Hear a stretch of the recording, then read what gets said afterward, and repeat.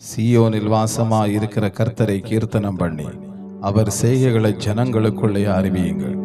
இரத்த பழிகளை குறித்து அவர் விசாரணை செய்யும் போது அவைகளை நினைக்கிறார். சிறுமைப்பட்டவர்களுடைய கூப்பிடுதலை மறவா.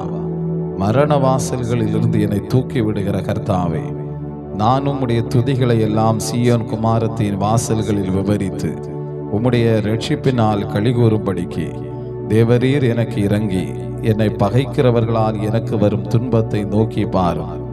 ஜாதிகள் தாங்கள் வெட்டின குழியில் தாங்களே விழுந்தார்கள். அவர்கள் மறைவாய் வைத்த வலையில் அவர்களுடைய காலை அகப்பட்டு கொண்டது.